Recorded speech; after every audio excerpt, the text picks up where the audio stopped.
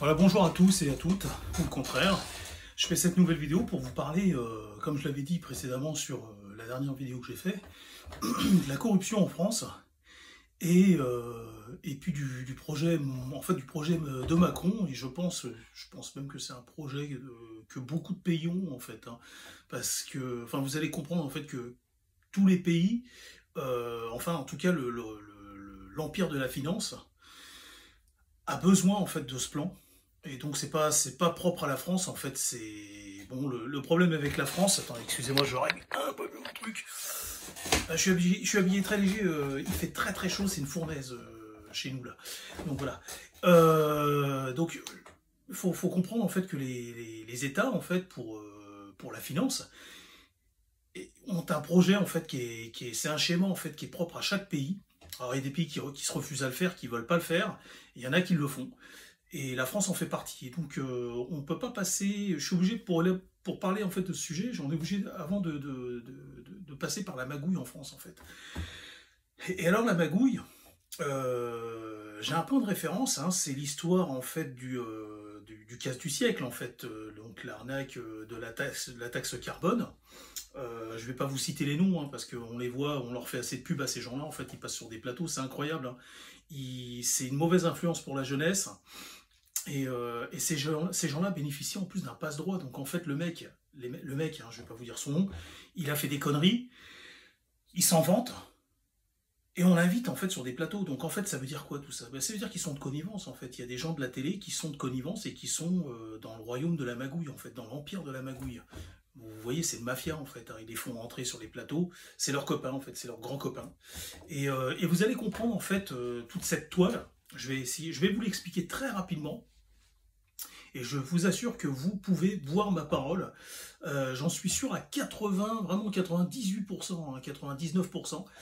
Il y a peu de chances pour que je me trompe. En fait, ces mecs-là là, qui se sont fait attraper pour l'histoire de la taxe carbone, c'était prévu qu'ils se fassent attraper. C'est ce qu'on appelle des fusibles. Et donc, en fait, ils avaient des. C'est pas eux hein, qui ont élaboré ce plan. Eux, là où ils étaient, en fait, c'était pas possible de connaître toutes les ficelles, en fait. Il fallait être à Bercy, en fait, pour le savoir, ça. Quelque part, c'est certain, il fallait être à Bercy. Et donc, c'est quelqu'un qui a accès à ce monde-là, qui les a prévenus, qui leur a dit, voilà, moi, vous faites ça de telle façon, et vous allez voir qu'en fait, ça va marcher, et le temps que vous vous fassiez attraper, en fait, vous allez pouvoir engranger suffisamment d'argent, en fait, assez d'argent pour pouvoir ensuite rembourser ce que vous avez pris, ou en tout cas mettre de l'argent de côté, tout simplement, même en prison.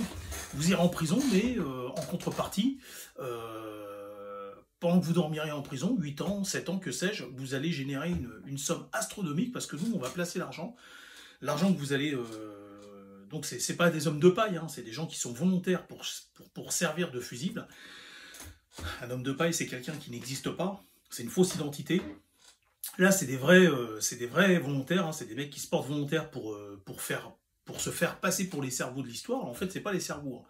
Les cerveaux, ils sont à Bercy. Ou, en tout cas, s'ils sont pas à Bercy, ils sont dans un établissement qui est similaire à ça, en fait. Donc, c'est quelqu'un qui connaît les combinaisons à faire, les magouilles, qui connaît, en fait, qui connaît on va dire, les défauts, en fait, hein, les défauts du système, qui est aux commandes et qui se dit tiens si quelqu'un passait par là hop, il me la mettrait quoi. Donc il se dit c'est vrai tiens pourquoi pas faire passer quelqu'un par là et puis ni vu ni connu et le mec après il se fait passer pour le cerveau de l'histoire. Donc ces mecs là de l'histoire à la taxe carbone ils se sont fait attraper en se faisant leur boulot à eux, c'est de se faire attraper et de se faire passer pour les cerveaux de l'histoire. Vous voyez, vous comprenez ce que je suis en train de vous dire. Et de ce fait, l'arnaque elle est bien montée par des gens dans des bureaux et tout, il leur faut 2 mecs, des volontaires. Et une fois qu'ils les ont, hop, c'est lancé. Tout ça, c'est bien orchestré. Hein. On sait qu'ils vont se faire attraper. Donc, mais le temps qu'ils se fassent attraper, ils ont sorti assez d'argent et placé de l'argent sur des comptes qui en rapportent. Ça va rester assez longtemps pour pouvoir générer assez de pognon pour que le mec il soit indemnisé en fait de la prison qu'il va faire, en fait, de la peine qu'il va recevoir. Et donc vous avez compris tout ce que je suis en train de vous dire. C'est des fusibles. volontaire. Et donc, c'est pour ça que ce mec, quand il passe sur les plateaux, il se vante, il dit oui, moi j'ai tant de côtés et tout ça c'est prévu. Et puis de toute façon, il est protégé par quelqu'un, en haut lieu. Il est protégé par une équipe en haut lieu. Alors, quel est le rapport avec le projet Veine du désert? Ben, il y a un rapport direct, en fait. Je vous parle souvent de la corruption. Et qu'est-ce qui fait que l'humanité n'arrive pas à passer à un stade supérieur? Bah, c'est l'individualisme, et puis c'est le fric, vous voyez, c'est gros porcs, c'est vraiment des gros porcs. Ils aiment le fric, il n'y a que ça qui compte pour eux. Même détruire le monde, c'est vous dire l'aberration de ces gens-là, en fait, c'est vraiment des aberrations. Mais malheureusement, c'est un noyau qui est propre à l'être humain. Là, on parle d'anthropologie. Hein. C'est malheureusement, il y a beaucoup de gens qui sont comme ça, en fait, qui se laissent envahir par la finance et puis par l'individualisme et ce qu'on va pouvoir faire avec un gros paquet de pognon. Mais c'est pas logique, en fait. Toute forme de vie intelligente devrait comprendre et de se dire... parce que là, il y a un effet domino qui est malsain. Mais l'effet domino, il pourrait être inversé et du bon côté, en fait. Se dire, tiens, moi, je peux pas faire ça. Et puis l'autre d'à côté, il se dirait la même chose et ainsi de suite. Donc on le ferait pas. Mais c'est pas comme ça que ça se passe. Parce que les gens aiment bien la facilité, en fait. Ils aiment la facilité et puis le gain de temps, voilà, la facilité. Tout simplement, pour vraiment définir ça, c'est la facilité. Et donc finalement, c'est l'effet domino, mais dans le mauvais sens. Et on se dit, ouais, de toute façon, la plupart des gens ils disent, c'est pas moi qui le fais, quelqu'un va le faire à ma place. Ils n'ont pas tout à fait tort, en fait. Mais voilà, ce qui se passe, c'est que, quelque part, dans la finance, et je crains fort que finalement dans la finance, ce soit même une institution d'État, en fait, hein, c'est des gens qui font partie du gouvernement, enfin en tout cas, c'est pas du gouvernement, mais c'est des gens c'est des hauts fonctionnaires, en fait, qui ont accès à des dossiers, en fait, et puis qui peuvent voir les failles, qui sont rentrés en contact avec la mafia, ou alors c'est directement là-haut, en fait. Et c'est pour ça que je fais cette vidéo, c'est pour vous sensibiliser, vous dire qu'en fait l'humanité, enfin ceux qui contrôlent les ficelles, alors ce que je vous dis, vous allez me dire rien de nouveau sous le soleil, on sait qu'il y a des mafieux dans, dans, dans, dans les hautes sphères, en fait, on sait qu'il y a de la mafia. Hein. Mais c'est vous dire à quel point, c'est que dès qu'il y a possibilité de sortir des milliards, en fait, il y a un agent qui est placé là-bas et qui peut, ou même plusieurs agents qui peuvent, en fait, ces mecs qui n'ont aucun casier, hein. Ils sont invisibles hein, aux yeux de l'appareil judiciaire. Et donc, ils vont contacter, en fait, des gens qui vont contacter d'autres gens, trouver des fusibles aux volontaires, comme pour l'histoire de la taxe carbone, l'arnaque à la taxe carbone, et ensuite, ils lancent ça, donc en fait après ils vont se partager les gains, l'argent va être l'argent qu'ils vont sortir avant que ce soit grillé, ils ont bien calculé leurs coûts, ils savent qu'ils vont sortir des milliards, et cet argent va être placé sur des comptes, et puis tout le monde va manger après, hein, tout le monde va bouffer, ils vont même pouvoir rembourser ce qu'ils ont volé. Hein.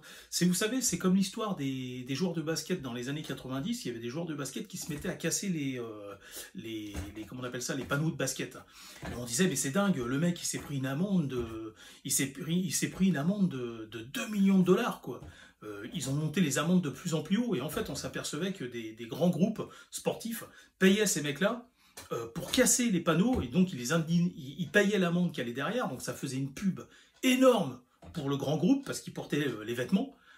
Je ne vais pas dire de nom ici, parce que je risque un procès sinon, mais vous avez compris, on sait tous qui c'est les grands groupes de sport, en fait, hein, et pas seulement dans le basket, hein, dans tous les sports confondus, à chaque fois, il y a toujours un groupe qui va sponsoriser, qui fournit, qui est précurseur et qui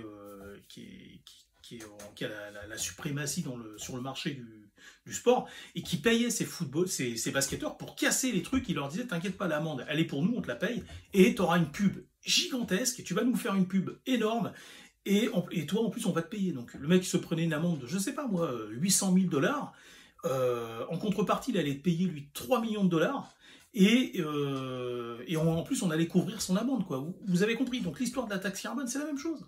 C'est exactement la même chose. Et des arnaques comme ça, enfin, vous comprenez qu'en fait, des magouilles, il y en a. Ils ne se font pas tous attraper. C'est dans les pays africains. C'est des magouilles entre des industriels français et des industriels hindous. Bref, voilà, ils sont tous ensemble. Ils font de la magouille. Et puis quand ils se font attraper, de toute façon, ils ont mis largement assez d'argent de côté pour pouvoir payer l'amende qu'ils vont se prendre à la fin. Donc, vous l'aurez compris. Tout ça, c'est de la corruption au lieu, et tant qu'on n'arrivera pas, c'est un problème anthropologue, tant qu'on n'aura pas tant qu'on n'aura pas réussi à transcender ça, en fait, on n'y arrivera pas, il y aura toujours de la magouille. Alors l'idée justement, le capitalisme, comme on ne peut pas s'en débarrasser et qu'on ne peut pas se débarrasser de la magouille non plus, enfin difficilement en tout cas, le temps qu'on se débarrasse de le temps qu'on transforme l'être humain, on sera tous morts en fait. Hein. Vous voyez là, c'est de pire en pire. Le temps on n'aura pas le temps, on n'aura plus le temps en fait. Donc en fait, l'idée aujourd'hui, c'est de capitaliser les forêts et l'oxygène, en fait, tout ce qui produit de l'oxygène sur Terre. Et ça, j'en ai parlé sur une vidéo précédemment. Donc tous ces couillons-là, là, tous ces bons à rien, là, c'est fourbe. S'ils veulent faire de la magouille, autant qu'ils fassent de la magouille qui répare la planète. Vous voyez ce que je veux dire? Et un jour, il faudra leur mettre le grappin dessus. On ne peut plus laisser faire ces gens-là, ces gens primaires qui pensent qu'à doubler les autres, à marcher sur les autres, à asphyxier les autres pour exister. On ne peut pas tolérer ça. Mais je pense qu'on n'aura pas le temps de nettoyer la planète. Quand je dis nettoyer, c'est-à-dire lancer un programme scolaire mondial pour sensibiliser les gens, pour qu'en grandissant, ils ne deviennent pas comme ça, ou un minimum, de telle sorte à ce que ce soit facile à gérer. Parce que vous voyez, s'il y a autant de magouilleurs que de gens honnêtes, on ne va pas y arriver, hein, c'est pas possible. Voilà, donc vous aurez compris le sens de cette vidéo. Là, sur ma prochaine vidéo, parce que j'arrive bientôt à terme, je vais parler du programme en fait de Macron et du programme en fait de la finance en fait qui est propre à chaque pays et le programme social qu'ils ont pour les habitants de chaque pays. Et donc, on va parler de la France, hein. Mais ce sera un schéma qui sera valable ailleurs en fait. Et on va parler de la France et de la Chine dans ma prochaine vidéo. Donc voilà, vous avez compris, hein, l'histoire de la taxe carbone, en fait, c'est une arnaque qui a été montée de toutes pièces dès le départ. Les deux guignols qu'on vous montre à la télé, en fait, et qu'on invite sans arrêt sur des plateaux, on leur a même fait, vous rendez compte, on a même dédié un reportage à ces gens-là sur Netflix. Enfin, ça dépasse l'entendement. Comment on peut, pour les enfants, les jeunes qui grandissent, leur montrer qu'on fait des reportages sur des merdes. Enfin, c'est même pas des merdes, parce que c'est des acteurs, en fait. Je peux même pas dire que c'est des merdes, c'est des acteurs. C'est comme Macron. Macron, c'est un acteur. C'est un mercenaire au service de la finance. Donc, ça sert à rien d'insulter ces gens-là, parce qu'en fait, ils exercent leur métier. Simplement, le rôle qu'on leur a attribué, ils le font, tout simplement. Les vraies merdes, c'est les cerveaux qui sont derrière tout ça, en fait. C'est ceux qui ont accès, en fait, au dossier et qui connaissent les failles du système, en fait, qui savent comment niquer le système et qui organisent et qui mettent et qui montent toute cette baraque, en fait. C'est eux les merdes. Mais enfin voilà. Donc je termine cette vidéo. Je voulais que vous preniez conscience de ça. Il y a une corruption en fait qui est mondiale et qui est partout, qui est en France. Hein. La France, c'est une grande république bananière. Souvenez-vous de ça. Hein. Faites vos recherches vous-même. Vous allez voir que la France, c'est une grande république bananière. Et souvent, en France, on a coutume il y a une espèce d'anti-américanisme. J'aimerais faire une vidéo là-dessus aussi. Parce qu'on dit, ouais, les Américains sont ceci, nous sont cela, ils nous ont volé des marchés. Vous vous en souvenez pas parce que vous étiez peut-être trop jeune, il y a une quinzaine d'années, ou peut-être même une vingtaine d'années. Hein. Les Américains nous ont volé un marché par le biais de l'espionnage, Thomson. C'était des satellites qu'on devait construire et vendre au Brésil. Mais moi je le sais, sûr et certain, que les Américains ne nous ont pas volé ce marché juste pour la finance en fait. C'est parce qu'ils n'avaient pas confiance en fait au réseau français en fait. Au réseau français, la corruption, tout ça. Je dis pas qu'il n'y en a pas aux États-Unis, mais il y en a quand même beaucoup moins aux États-Unis. Si les États-Unis étaient corrompus comme la France l'est aujourd'hui, ça serait jamais la grande puissance qu'elle est aujourd'hui. Hein. Tu peux pas devenir une grande puissance quand tu es un pays corrompu, parce qu'il y a toujours quelqu'un qui va revendre les dossiers, en fait. Donc tu te fais doubler tout le temps, en fait. Et donc, la raison pour laquelle les Américains nous développions souvent sur des ventes comme pour des satellites, de la télécommunication ou de l'armement, vous vous souvenez l'affaire des sous-marins australiens dernièrement, c'est parce qu'en fait, c'est pas au matériel français dont les Américains n'ont pas confiance, en fait, c'est le suivi derrière, en fait, c'est la corruption. Et ils n'ont pas tort. Bon, malheureusement, ils n'ont pas tort. Bon, je vous dis au revoir et à bientôt.